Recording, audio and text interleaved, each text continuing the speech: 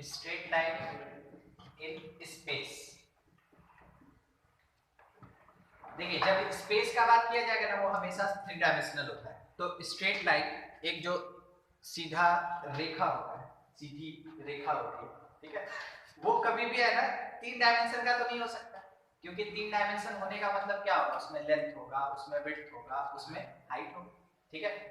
तो ऐसा नहीं है कि लाइन जो है वो मेरा 3 डायमेंशनल हो गया। कहने का मतलब है कि हम इसको उठा लिए जिसमें एक लेंथ भी है, एक विड्थ भी है और एक हाइट भी है। ऐसा नहीं कि वो मोटा लाइन बनेगा, ऐसा कुछ, वो रहेगा वैसा ही जैसा ना कि एक डायमेंशन वाला स्ट्रेट लाइन हुआ करता, ठीक है। होता क्या है, उसका जो पॉइंट है वो स्पेस में लाई करता है। अभी जैसे हम इसके नीचे अंडरलाइन किए तो ये स्पेस में नहीं है, ये प्लेन में। प्लेन कैसा होता है, 2 डायमेंशनल सरफेस, ठीक है। मगर यही चीज अगर हम निकाल लिए, बोलिए देखिए यहाँ पे एक पॉइंट है और यहाँ पे एक पॉइंट है, तो दोनों पॉइंट क्या किसी प्लेन में है, ये स्पेस में।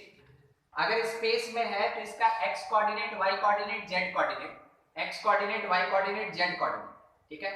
जब इसको मिलाएंगे हम लोग तो जो स्ट्रेट लाइन बनेगा ना उसको कहते हैं स्ट्रेट लाइन इन स्पेस। समझ में आएगा, स्ट्रेट लाइन इन स्पेस में क्या 3D होता है, पॉइंट का कोऑर्डिनेट्स जो होगा वो तीनों डायमेंशन में लाइक है, ठीक है। बाकी सब जैसे स्ट्रेट लाइन बिहेव करता है उसी की तरह। तो पहला पॉइंट ये है ना, टू डिफाइन, यानी कि स्ट्रेट लाइन से रिलेटेड कुछ भी अगर आपको कैलकुलेट करना है उसके लिए, to define straight line there is requirement of at least one fix point, कम से कम एक फिक्स पॉइंट होना चाहिए, एंड इट्स डायरेक्शन, और इसका एक डायरेक्शन होना चाहिए, ठीक है।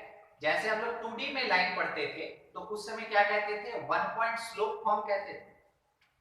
तो एक पॉइंट मतलब एक फिक्स पॉइंट, और स्लोप का मतलब क्या होता था, tan थीटा। तो टेंजेंट किस चीज का, थीटा का। थीटा का मतलब क्या होता था, डायरेक्शन। तो वहां भी डायरेक्शन और पॉइंट चाहिए था, यहां भी डायरेक्शन और पॉइंट चाहिए। मगर 3D में डायरेक्शन देने का काम थीटा नहीं करता। 3D में डायरेक्शन देने का काम जो है वो पैरेलल वेक्टर करता है, या फिर आप कह सकते हैं वेक्टर इन डायरेक्शन ऑफ। जब भी क्वेश्चन में ऐसे लिखा रहेगा ना कि find the equation of straight line in direction of vector, तो इसका मतलब वो वेक्टर स्ट्रेट लाइन को एक डायरेक्शन देगा। या फिर आपके क्वेश्चन में ये लिखा रहेगा find the equation of straight line which is parallel to the vector, तो वो जो पैरेलल वेक्टर होगा वो स्ट्रेट लाइन को डायरेक्शन देने का काम करेगा। फिक्स पॉइंट कोई नहीं दे सकता, फिक्स पॉइंट आपके क्वेश्चन में मेंशन रहेगा, वो लिखा रहेगा।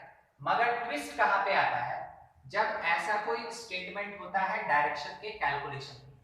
तो डायरेक्शन कैलकुलेट करने के लिए जो आपके क्वेश्चन में पैरेलल वेक्टर है या जो स्ट्रेट लाइन के डायरेक्शन में एक वेक्टर है, वही दो प्लेस होता है जहां से आपको स्ट्रेट लाइन का डायरेक्शन मिलेगा, ठीक है। ये दोनों चीज चाहिए तभी आप स्ट्रेट लाइन को डिफाइन कर सकते हैं। चलिए एग्जांपल दिखाते हैं। मान लीजिए ये अपने पास कोऑर्डिनेट सिस्टम है, हम इसमें x और y एक्सिस नहीं लिख रहे हैं क्योंकि हम 3 डायमेंशनल बनाए हैं। हाँ, बशर्ते वो आपको दिख रहा होगा 2 डायमेंशनल, ठीक है। तो अब दिखने के लिए क्या किया जा सकता है, इसमें एक पॉइंट है, ठीक है। एक पॉइंट है, नाम है उसका a with the coordinate x1 y1 z, हो गया, x y z तीनों एक्सिस पे पॉइंट। एक और पॉइंट है यहाँ पे p, ठीक है, और ये वेरिएबल पॉइंट है। उसी वेरिएबल पॉइंट के मूवमेंट के कारण स्ट्रेट लाइन का फॉर्मेशन होता है, ठीक है। उस p का कोऑर्डिनेट है x y z, क्योंकि ये वेरिएबल है। अगर हम इन दोनों पॉइंट को मिलाएंगे तो आपको एक स्ट्रेट लाइन बनता हुआ दिखेगा। It is the straight line in space. ये एक स्ट्रेट लाइन है जो स्पेस में एग्जिस्ट करता है। तो देखिए यहाँ पे a जो x1 y1 z1 दिया है, इसका मतलब आपको एक फिक्स पॉइंट मिल गया, ये फिक्स पॉइंट हो गया। अब हमको क्या चाहिए, डायरेक्शन। तो आपके क्वेश्चन में एकदम हमेशा मेंशन ही रहेगा, ठीक है, b, वेक्टर बी, ये कौन है? It is parallel vector, it is parallel vector to straight line. ये स्ट्रेट लाइन के पैरेलल एक वेक्टर है और ये क्वेश्चन में दिया रहेगा, ठीक है। ए आई कैप मान के चल रहे हैं, B J cap plus C cap, तो ये आपके क्वेश्चन में दिया रहेगा, ये आपके क्वेश्चन में दिया रहेगा। क्या क्या आपके क्वेश्चन में दिया है? एक पैरेलल वेक्टर जो डायरेक्शन देगा, एक फिक्स पॉइंट का कोऑर्डिनेट जिससे कि स्ट्रेट लाइन पास करे, ठीक है। जब ये दोनों चीज आपके पास रहेगा तो वेक्टर फॉर्म में इक्वेशन कैसे लिखा जाता है थोड़ा वो समझो। देखिए एपी एक लाइन सेगमेंट है, एपी एक वेक्टर भी तो है, क्या एपी वेक्टर बी के पैरेलल होगा? क्या एपी वेक्टर बी के पैरेलल होगा? बिल्कुल। ये मान लीजिए मेरा वेक्टर है, ठीक है, पैरेलल वेक्टर, ये सर्विस, ये पैरेलल वेक्टर, ये मेरा स्ट्रेट लाइन है।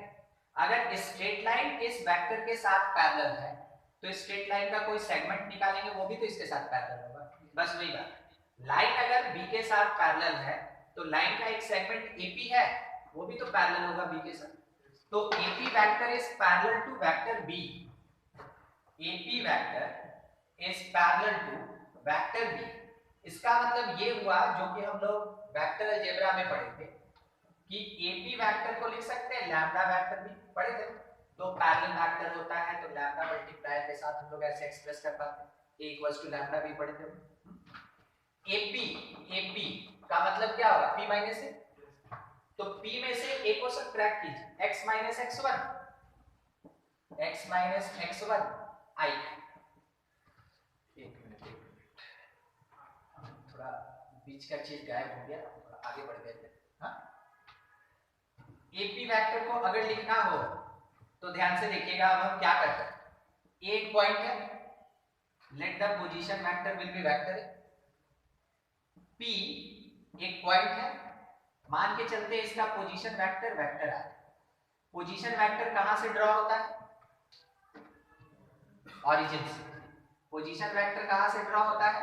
ओरिजिन से, ओरिजिन से, ठीक है। तो इसका मतलब ये हुआ कि एपी का कहने का मतलब ये हो गया OP vector minus OA vector, और ये किसके बराबर है? Lambda B vector. ओपी कितना? आर, ओए कितना? A is equals to lambda B, तो vector R is equals to कितना? A plus lambda. इसको कहते हैं vector equation of straight line, इसको कहते हैं vector equation of straight line in space, ठीक है। ये कहलाता है वेक्टर, मतलब स्ट्रेट लाइन का इक्वेशन। अब इसमें थोड़ा सोचना है, विदाउट लैम्डा जो टर्म होगा वो हमेशा क्या रिप्रेजेंट करेगा? Fix point. विथ लैम्डा जो टर्म होगा वो क्या रिप्रेजेंट करेगा? Parallel vector. वो क्या रिप्रेजेंट करेगा? पैरेलल वेक्टर, ठीक है। ये चीज आपको समझना होगा क्योंकि क्वेश्चन दोनों तरफ से आता है।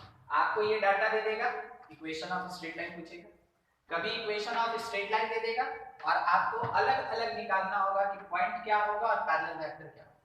तो दोनों चीज आपको आना चाहिए। आर कौन है?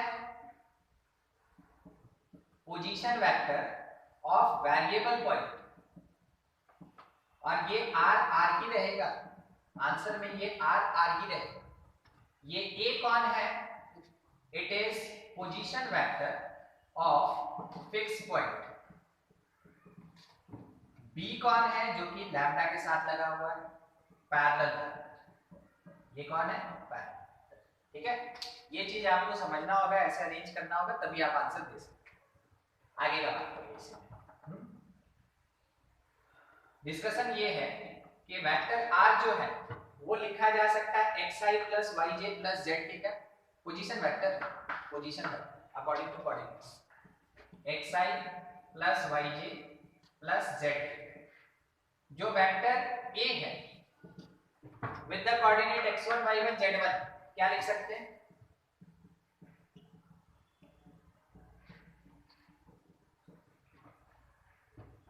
अगर कोऑर्डिनेट्स है तो उसके साथ i j के लगाएंगे, वही ना पोजीशन वेक्टर होता है। वेक्टर b क्या लिख सकते हैं? ai plus bj, ai plus B J cap plus C T cap. अब थोड़ा इस चीज को देखिए, इसको देखिए, इसको, ठीक है, ये r माइनस ए, r माइनस ए, तो आप कह सकते हैं x माइनस x1 आई कैप, y माइनस y1 जे कैप और z माइनस z1 के कैप, ये कह सकते हैं r माइनस ए।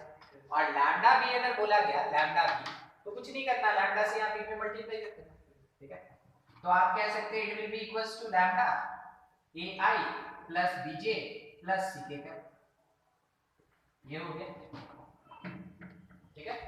अच्छा, लेफ्ट साइड में i का कोफिशिएंट और राइट साइड में i का कोफिशिएंट दोनों इक्वल होगा ना, तो बताइए तो कौन किसके इक्वल होगा, कौन किसके इक्वल होगा? लैम्डा ए x माइनस x1 के इक्वल होगा, लैम्डा ए x माइनस x1 के इक्वल होगा, तो लैम्डा कितना होगा? ठीक, आप कह सकते हैं कि लैम्डा जो होगा वो x माइनस x1 बाई ए होगा। j का कोफिशिएंट इक्वेट करके बताइए, इक्वल्स टू लैम्डा भी, तो लैम्डा किसके बराबर होगा? अगला क्या आएगा? 22। ये तीनों रेशियो आपस में बराबर होगा, ठीक है, ये तीनों रेशियो आपस में इक्वल होगा, और ये जो आपके सामने अभी ऑब्टेन हुआ ना, it is called Cartesian equation, इसको कहते हैं Cartesian equation of straight line in space, ठीक है, ये कार्टेशियन इक्वेशन है, जितना घेरे हैं उतने को कार्टेशियन इक्वेशन कहते हैं, ठीक है। अच्छा, तो ये लैम्डा क्या कर रहा है? इग्नोर कर दीजिए, बाद में ध्यान रखिएगा, ड्यूरिंग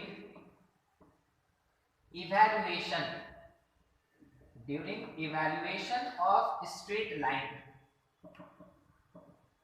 यूज लैम्डा। ये क्या होता है? देखिए, मान लीजिए जैसे आपसे बोला कि find the equation of straight line, तो उसमें तो आप स्ट्रेट लाइन सॉल्व नहीं कर रहे हैं, आप स्ट्रेट लाइन का इक्वेशन निकाल रहे हैं, बस इतनी दूर तक आप लिखेंगे वो आपका आंसर है, ठीक है। बाय द वे आपके क्वेश्चन में दिया है if the equation of straight line will be, और वो ऐसे दिया हुआ है, तो अब उसको यूज करना होगा। तो जब आप स्ट्रेट लाइन के इक्वेशन को यूज करेंगे उस समय ये पूरा रेशियो लैम्डा के बराबर लेके चलेंगे, तभी क्वेश्चन सॉल्व होगा। तो कब लैम्डा हमको नहीं लेना है? जब इक्वेशन ऑफ स्ट्रेट लाइन पूछे तब नहीं लेना है। कब हमको लैम्डा लेना है? जब मेरे क्वेश्चन में इक्वेशन ऑफ स्ट्रेट लाइन दिया हो तब हमको लैम्डा लेके सॉल्व करना है। समझ में आ गया कब लेना है कब नहीं लेना है, ठीक है। वैसे क्वेश्चन से और ज्यादा क्लियर हो जाएगा, नोट कीजिए यहाँ पर।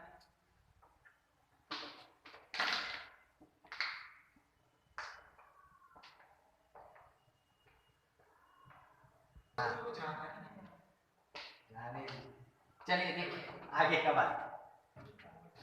मान लीजिए क्वेश्चन हम लोग के पास ऐसा दिया हुआ है कि इफ स्ट्रेट लाइन, ध्यान से, if straight line x plus 1 by 2 is equals to 2y minus 3 by 2 is equals to z by 7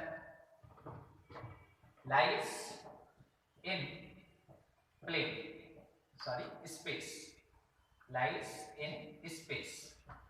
बोला find parallel vector and fixed point from which this line passes through, this line passes through। मतलब बहुत simple सा, थोड़ा सा theory के उल्टा एक question, ठीक है। यहां पे आपको सबसे पहले क्या करना चाहिए कि अपना जो स्ट्रेट लाइन गिवन है उसको तो लिखिएगा, x plus 1 by 2 equals to 2y minus 3 by 2 is equals to z by 7। ये गिवन है, इस फॉर्मेट में गिवन है अपने पास। इसको आप जरूर अपने हिसाब से अरेंज कर लें, ठीक है। आप इसको अपने हिसाब से अरेंज करें, तो अपना हिसाब क्या है? अपना हिसाब ये है कि x y z का कोफिशिएंट 1 होना चाहिए, ठीक है, और वेरिएबल और कांस्टेंट के बीच में नेगेटिव साइन होना चाहिए। समझे? दो बात बोले, x y z का कोफिशिएंट एग्जैक्टली 1 होना चाहिए और वेरिएबल और कांस्टेंट के बीच में नेगेटिव साइन होना चाहिए, बस इसके अकॉर्डिंग हम लोग एडजस्ट करेंगे, ठीक है। यहां पे x माइनस ऑफ -1/2 लिख सकते हैं। इसमें देखिए पहले आपको y को कोफिशिएंट फ्री करना है, तो 2 से डिवाइड कीजिएगा, तो y माइनस 3/2 अलग चीज और 2/2 1 अलग चीज, ठीक है। देखिए इज इक्वल्स टू z के बाद कुछ नहीं है, कुछ नहीं का मतलब 0, 22 है। अब ये हुआ आपका स्टैंडर्ड फॉर्म, और इस स्टैंडर्ड फॉर्म में से जो डिनोमिनेटर में आपको नंबर्स दिख रहा है जिस किसी भी साइन के साथ, आपको क्या करना चाहिए, वहां से पैरेलल वेक्टर निकाल दीजिए। पैरेलल वेक्टर को यूनिवर्सली नेम कर दिया गया है वेक्टर बी। जब तक कुछ क्वेश्चन में नहीं दिया है तब तक हम लोग उसको क्या बोलेंगे, वेक्टर बी। कभी दूसरे के लिए नहीं रखा जाता है लाइन। तो वो कितना आएगा, 2i cap plus j cap plus 7k cap, और उसके बाद जो फिक्स्ड पॉइंट होगा, तो फिक्स्ड पॉइंट का तो आप दो चीज लिख सकते हैं ना, एक पोजीशन वेक्टर लिख सकते हैं और एक आप इसका कोऑर्डिनेट लिख सकते हैं। तो पहले पोजीशन वेक्टर, यहां पे जो कांस्टेंट फिगर आपको दिख रहा है, ठीक है, बस वही कांस्टेंट फिगर उठाना है। तो यहां पे माइनस ऑफ -1 है, तो आप सिंपल -i कैप लिखेंगे। -3/2 है तो आप प्लस में 3/2 j कैप लिखेंगे, और 0 है तो लिखने का जरूरत ही नहीं, ठीक है, वो सिंपल 0 k कैप होगा। समझे क्या बोले हम, नेगेटिव के बाद जो कांस्टेंट उसी कांस्टेंट में i कैप, नेगेटिव के बाद जो कांस्टेंट उसी कांस्टेंट में j कैप। देखिए नेगेटिव के बाद तो 3/2 है तो हम 3/2 j लिखें, नेगेटिव के बाद -1 तो हम -1 टाइम i लिखें। हाँ समझ में आ रहा है ये जी। हम आपको समरी भी देंगे, सबसे पहले इतना तो पहचान लें, बाद में हम क्या बोलेंगे, जो साइन दिया है उसके ऑपोजिट से, प्लस दिया है तो माइनस लिखेंगे, माइनस दिया है तो प्लस लिखेंगे, ठीक है। मगर पहले ये तो समझ लें कि वो कैसे, ठीक है। ये और कोऑर्डिनेट्स क्या लिखेंगे, कोऑर्डिनेट्स लिखेंगे -1, 3/2 और 0, ठीक है। समझ में आया, ऐसे आपको अलग अलग निकालना होगा। अच्छा दूसरा एक और, इसी में मान लीजिए आपके पास दिया है, if straight line has equation, if straight line has equation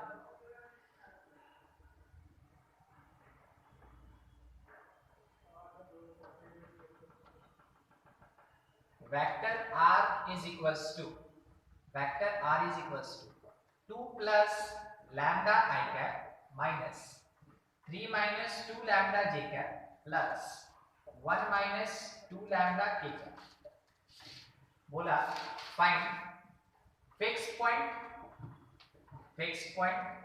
and parallel vector, दोनों चीज आपको निकालना। ये इक्वेशन कौन से फॉर्म में दिया गया, ये इक्वेशन हम लोगों को कौन से फॉर्म में दिया हुआ है, वेक्टर फॉर्म में, और ये इक्वेशन कौन से फॉर्म में दिया गया था, कार्टेशियन फॉर्म, ठीक है। ये कार्टेशियन फॉर्म और वो कौन, वेक्टर फॉर्म। कार्टेशियन में देखिए कैसे कैलकुलेट किए, वेक्टर। कारण क्या है ना, स्ट्रेट लाइन से रिलेटेड कोई भी क्वेश्चन आएगा आपको उसमें एक फिक्स पॉइंट और एक पैरेलल वेक्टर चाहिए ही चाहिए, उसके बाद ही आप कुछ सॉल्व कर सकते हो। इसलिए अभी तक हम उसी के कैलकुलेशन पे डिस्कशन कर रहे हैं। सबसे पहला चीज आपको जो दिया रहेगा वो समझ लीजिए, vector r is equals to, ये तो गिवन है, 2 plus lambda i cap 3 minus 2 lambda j cap और plus 1 minus 2 lambda k cap, ये आपके पास गिवन रहे, ठीक है। आप इसको अरेंज करेंगे, आप इसको अरेंज करेंगे, कैसे अरेंज करेंगे, r को डिस्टर्ब मत कीजिए। देखिए दो टाइप का फिगर दिख रहा होगा, विदाउट लैम्डा और विद लैम्डा, ठीक है।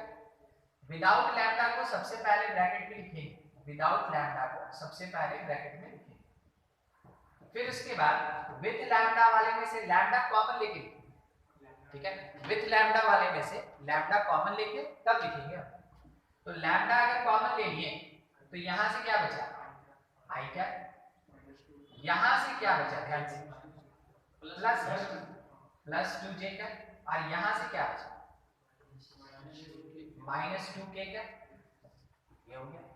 अब जब आपके पास ऐसा स्टेटमेंट मिल गया, ऐसा इक्वेशन आ गया, तो जो विदाउट लैम्डा है वो होगा आपका फिक्स पॉइंट। फिक्स पॉइंट कौन होगा? 2i माइनस 3j प्लस के कैप, और जो विथ लैम्डा है वो देगा आपको पैरेलल वेक्टर। तो parallel vector i cap plus 2j cap minus, समझ में आया वेक्टर में कैसे कैलकुलेट करेंगे और कार्टेशियन में कैसे, ठीक है? चलिए नोट कीजिए।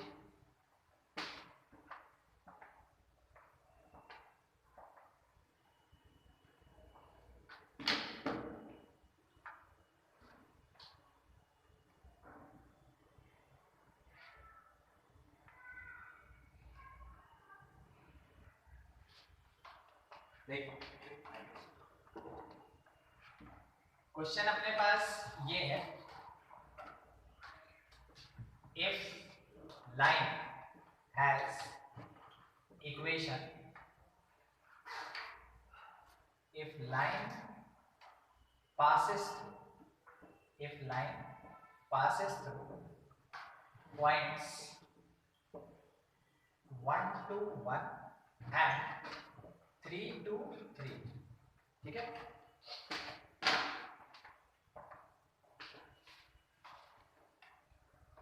देखिए अपने पास क्वेश्चन ये है कि if straight line passes through दो पॉइंट दिया हुआ है, तो बोला गया find it's equation in vector and Cartesian form. Vector and Cartesian form. आपको ना रिडक्शन इसीलिए बताया जाता है कि कोई भी टाइप का क्वेश्चन पूछेगा, रिडक्शन के अंदर हमेशा उसका आंसर होगा। रिडक्शन समझ रहे हैं ना, वो ऑक्सीडेशन रिडक्शन, मतलब कि जो रिड्यूस किए, जो डिराइव किए वो चीज, ठीक है? वो हम लोग को करना क्या है कि दो पॉइंट से पास कर रहा है एक स्ट्रेट लाइन, ये बोला और उसका इक्वेशन मांगा। हम क्या किए, एक रफ डायग्राम बना लिए, ये मेरा लाइन है, ठीक है? दो पॉइंट से पास कर रहा है, let the point will be A पहला वाला और बी दूसरा वाला और एक पी वेरिएबल, ये तो रहेगा ही रहेगा कंफर्म, ठीक है? अब क्या है कि अगर हम इसको मिलाते हैं ओरिजिन से, तो इसको हम कह सकते हैं कि इसका पोजीशन वेक्टर वेक्टर ए होगा। जब हम इसको मिलाते हैं तो ये पोजीशन वेक्टर वेक्टर बी कहलाएगा। ध्यान रखिएगा, हम क्या बोले, पोजीशन वेक्टर, ठीक है? It is not parallel vector. और ये वाला वेक्टर है, पोजीशन वेक्टर वेक्टर है। अब क्या है कि पैरेलल वेक्टर तो दिया नहीं जो चाहिए था, मगर ध्यान से देखिए, हमको एपी चाहिए था, वो तो है मेरे पास, उसके अलावा एक्स्ट्रा क्या दिख रहा आपको, बी। आप ये भी तो सोचिए, AP is parallel to AB, सही बोले? AP is parallel to AB, तो AP parallel to AB vector, इस कारण से जो AP वेक्टर होगा उसको लिख सकते हैं लैम्डा AB वेक्टर, ठीक है? AP वेक्टर का मतलब क्या? AP वेक्टर का मतलब हो जाएगा यहां से R माइनस A, ठीक है? R माइनस A, और AB वेक्टर का मतलब क्या हो गया, B माइनस, ठीक है? B माइनस, यानी आप ये लिख सकते हैं कि इक्वेशन जो होगा वो vector R is equals to A plus lambda time vector B minus A होगा। जब हमको कॉन्सेप्ट पता चल गया तो अब तो केवल वैल्यू पुट करके हमको कैलकुलेट करना है ना, ठीक है?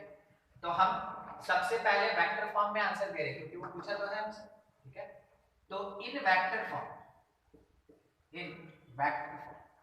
जब हम लोग आंसर देंगे तो उस समय r minus A, sorry r is equals to vector a क्या होगा, i cap 2j cap k cap, i cap plus 2j cap plus k plus lambda time. अब क्या लिखा, b माइनस a, तो b में से a को subtract करेंगे और लिखते चलेंगे i cap j cap k cap रहेगा। 3 माइनस 1 कितना हो गया, 2 है, 2 माइनस 1 नहीं 2 माइनस 2, ये 0j होगा हम लिख दिए, और 3 माइनस 1 2k का, ये हो गया मेरा वेक्टर फॉर्म, ठीक है? ये हो गया वेक्टर फॉर्म, कहीं दिक्कत रहा? अब उसके बाद फॉर कार्टेशियन फॉर्म,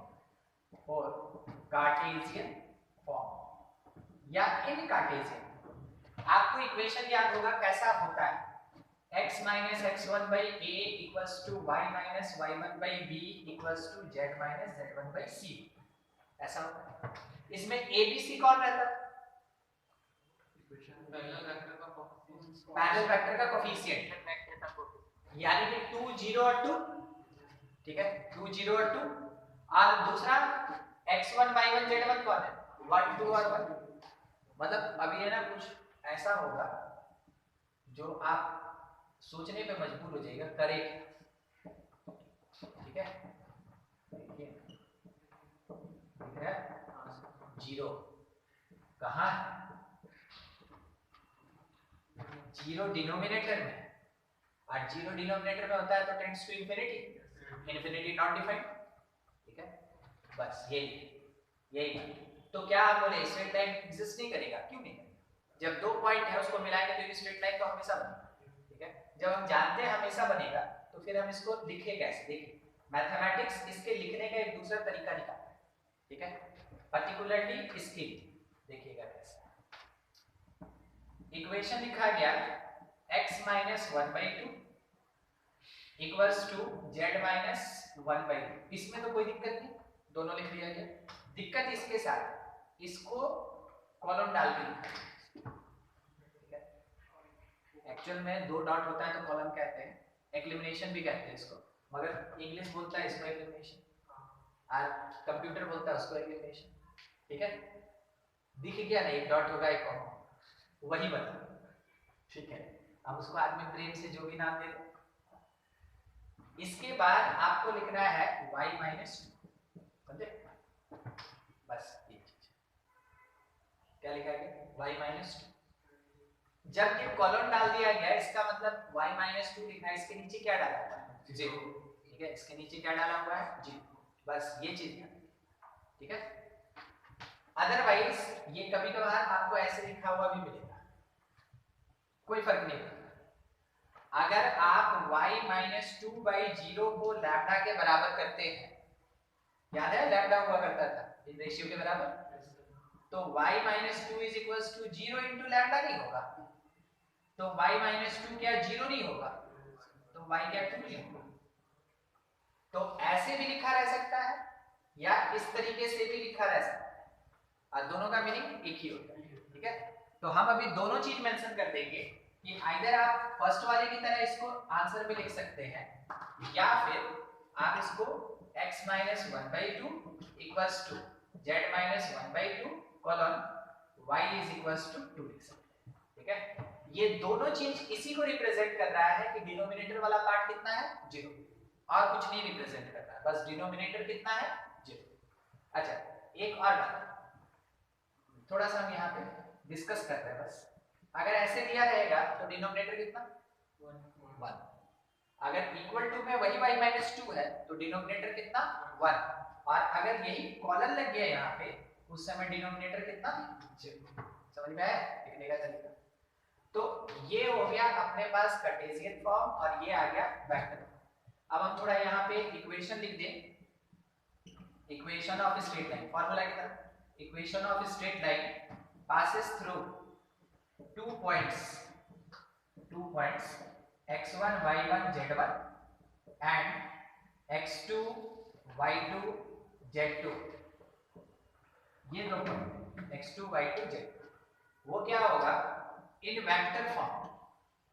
जब आप वेक्टर फॉर्म लिखेंगे तो vector r is equals to x1i plus y1j plus z1k और plus lambda times x2 minus x1 i cap difference y2 minus y1 j cap plus z2 minus z1 k, ठीक है।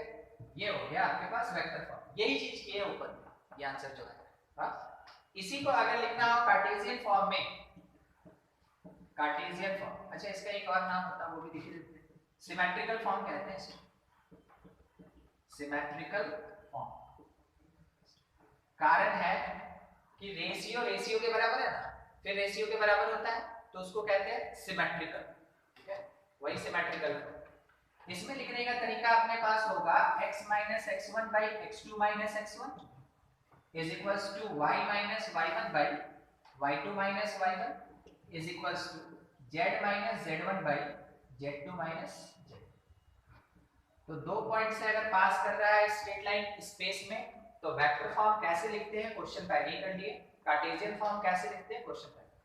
ठीक है, ये है initial concept. अब इसका application start होगा,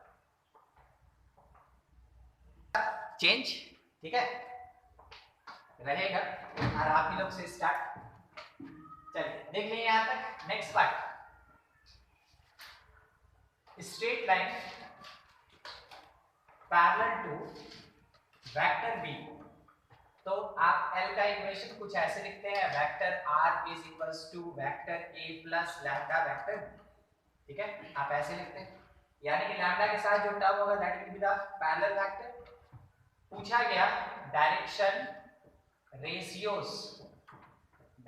ratios of straight line, it will be exactly equals to, ठीक है, it is exactly equals to direction ratio of parallel vector. ठीक है, जो पैरेलल वेक्टर B का डायरेक्शन रेशियो होगा, किसको बोलते हैं डायरेक्शन रेशियो? वेक्टर में जो i cap, j cap, k cap का कोफिशिएंट होता है उसको कहते हैं हम लोग डायरेक्शन रेशियो। तो जो पैरेलल वेक्टर का डायरेक्शन रेशियो होगा पूरे के पूरे स्ट्रेट लाइन का वही डायरेक्शन रेशियो होता है। ठीक है, जैसे मान लीजिए लाइन L मेरे पास दिया हुआ है x minus 2/3 is equals to y minus 1/2 is equals to z plus 7/4। ऐसा बोला गया find its direction ratio, find its direction ratio. तो लाइन का डायरेक्शन रेशियो पूछा ना, तो जो लाइन का डायरेक्शन रेशियो होगा वो किसके इक्वल होगा? पैरेलल वेक्टर के डायरेक्शन रेशियो। पैरेलल वेक्टर कहां होता है? डिनोमिनेटर में। कब? जब मेरे पास यहाँ पे कोफिशिएंट 1 हो और बीच का साइन क्या हो? नेगेटिव। ठीक है, अरेंज करते हैं उसके हिसाब से। लाइन को हम ऐसे लिख सकते हैं x minus 2/3 first direction ratio, y minus 1/2 second direction ratio is equals to z minus -7। क्या फर्क पड़ेगा? नीचे वाला तो वैसे ही रहेगा।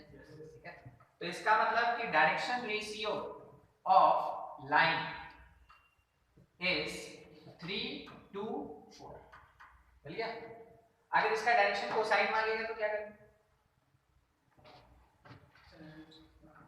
क्योंकि वेक्टर का पार्ट है ना, तो डायरेक्शन कोसाइन भी पूछ सकता है, पूछने वाला तो कुछ भी पूछ सकता है। आपको क्या करना है ना, हर एक टर्म को divided by a square plus b square plus c square under, जैसे यूनिट वेक्टर निकालते हैं बस वही। तो 3 by root under 3 square plus 2 square plus 4 square, जो आ जाए सॉल्व करके प्लस 4 स्क्वायर। ठीक है, तो ये हो गया कितना 16 और ये हो गया कितना 29, ये 29 टोटल 29 है। ठीक, ये 29 हो गया, 9 4 13 13 और 16 29। तो अगला हम क्या लिख सकते हैं? 2/√29। अगला हम क्या लिख सकते हैं? 4/√29। समझे? जनरल तौर पे डायरेक्शन रेशियो पूछेगा, अगर by the way direction cosine पूछ दे तो क्या करना है? इस तरीके से कैलकुलेट कर लेना। ठीक है, अगला next, angle between straight lines. Angle between straight lines is exactly equals to angle between their parallel vectors। Straight line parallel vector के साथ ही एग्जिस्ट करता है, तो दो लाइन के बीच उतना ही एंगल बनेगा जितना उसके पैरेलल वेक्टर्स के बीच में एंगल बनता है। ठीक है, लाइंस के बीच एंगल नहीं निकाल सकते, तो किसके बीच निकालते हैं? उसके पैरेलल वेक्टर। दिखाते हैं आपको रफली ऐसे, ये लाइन L1 है, ये लाइन L2। ठीक है, अच्छा इसका जो पैरेलल वेक्टर होगा तो L1 के पैरेलल तो ऐसे ही नहीं चलेगा, लेट बी B1, और L2 के अगर पैरेलल है तो किस तरीके से चलेगा? मान लीजिए ये B2 वेक्टर, ठीक है, L1 L2 जो एंगल बना रहा है थीटा, क्या B1 B2 वही एंगल नहीं बनाएगा? क्योंकि दो सेट ऑफ पैरेलल लाइंस है ना, तो उसके बीच का एंगल क्या होगा, हमेशा सेम होगा। तो हम लोग L1 L2 के बीच का एंगल नहीं निकाल सकते। कारण क्या होता है कि उसके पास एक वेरिएबल पॉइंट है। तो हम लोग क्या करते हैं, उसका जो पैरेलल वेक्टर है उसके बीच एंगल फाइंड करते हैं। और दो वेक्टर के बीच एंगल निकालने का क्या फॉर्मूला है, दो वेक्टर के बीच एंगल निकालने का क्या, डॉट प्रोडक्ट। सोच के बोलिए क्या होता है।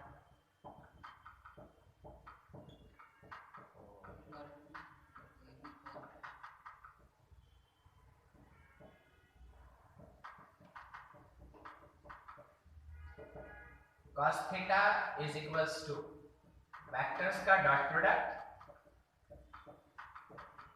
Divided by mod v1 mod v2। दो वेक्टर का डॉट प्रोडक्ट होता था ना, a b cos थीटा। तो cos theta is equals to क्या होगा, दोनों का डॉट डिवाइडेड बाय दोनों के मैग्नीट्यूड का।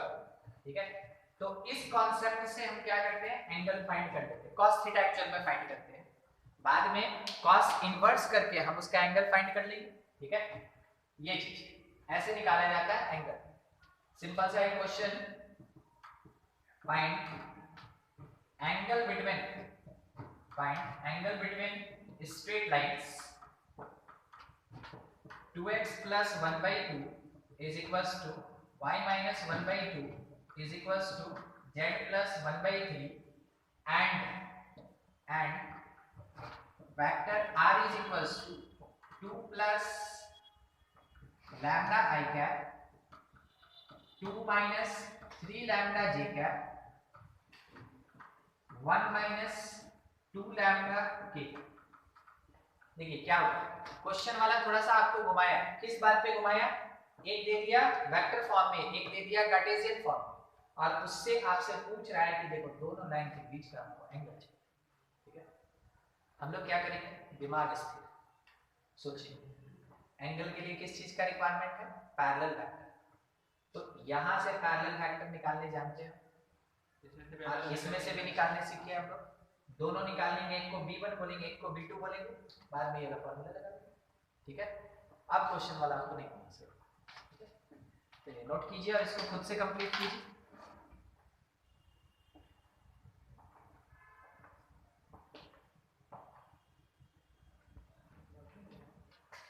चलिए देखते हैं। सबसे पहले फर्स्ट लाइन से जब हम लोग पैरेलल वेक्टर b1 लिखेंगे तो वो कितना होगा, 2 से डिवाइड कर चुके हैं ना, i क्या, यहाँ पे तो सिंपल 2j क्या और इस जगह पे 3 हो गया। ठीक है, ये आ गया वेक्टर b2। हाँ, वेक्टर b2 यहाँ से कितना होगा, देखिए लैम्डा वाला i क्या -3j और k में -2 के मिल गया b1 और b2। अब उसके बाद cos थीटा वाला फार्मूला लगाएंगे, तो हमको अब इसको लिखना नहीं है। ठीक है, हम डायरेक्ट सॉल्व करेंगे, दोनों का डॉट 1 -6 तो -11 डिवीजन रूट अंडर 1 + 4 5 + 9 14। उसके बाद यहाँ से 1 + 9 10 + 4 14, तो √14 तो सिंपल 14 हो जाएगा। तो थीटा अपने पास आ जाएगा cos इनवर्स -11/14। अगर आपसे मांगेगा एक्यूट एंगल क्या कीजिएगा,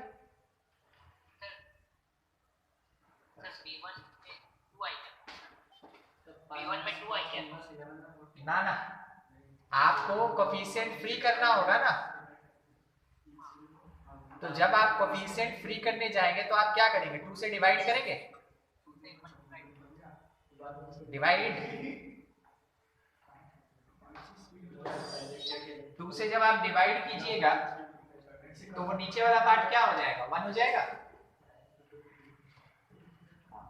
तो जब नीचे वाला 1 हो जाएगा, हाँ हाँ आ रहा है, तो बस नीचे वाला हम लोग को क्या करना है, 1 कर देना है। ठीक है सर, एक्यूट एंगल के लिए पाई माइनस cos इनवर्स 11/14 करना होगा। हाँ, या सिंपल प्लस भी कर सकते हैं।